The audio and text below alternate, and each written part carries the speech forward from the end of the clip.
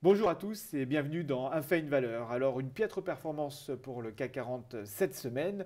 Donc Mario Draghi n'aura pas soutenu la tendance, mais nous n'allons pas parler de BCE, nous n'allons pas parler de politique monétaire, de dette, ni même d'euros. Non, nous allons aborder un sujet peut-être encore plus sensible, la fiscalité, Isor. Absolument, et même à plusieurs niveaux. Alors tout d'abord, le ministre délégué au budget, M.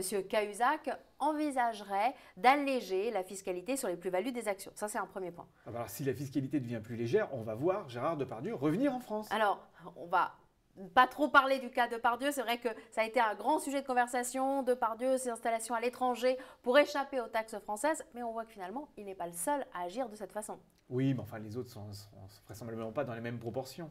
Eh bien, détrompez-vous, au contraire. Gérard Depardieu paraît un petit poisson à côté des autres. D'après le magazine Capital, eh bien, de nombreuses sociétés du CAC 40 utiliseraient une niche fiscale belge appelée les intérêts notionnels pour échapper en partie à l'impôt sur les sociétés en France.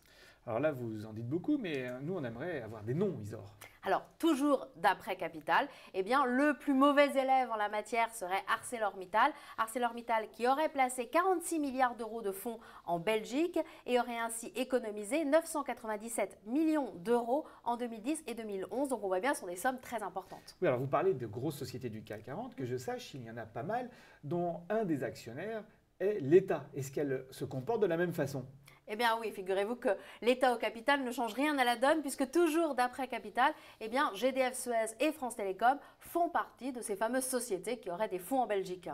Alors là, on va parler d'une société du CAC 40, mais ça n'a plus rien à voir avec le sujet précédent.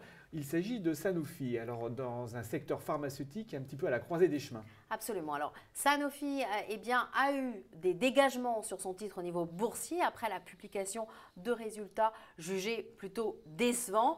Alors, la grande question, c'est est-ce qu'il est toujours dans le creux de la vague?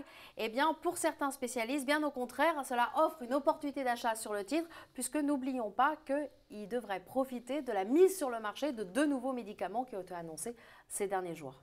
Donc il se comporte mieux qu'AstraZeneca dans le même secteur, qui se retrouve un petit peu dans la situation de Sanofi il y a un an. Merci Isor. Quant à nous, on se retrouve pour un prochain Un fait, une valeur.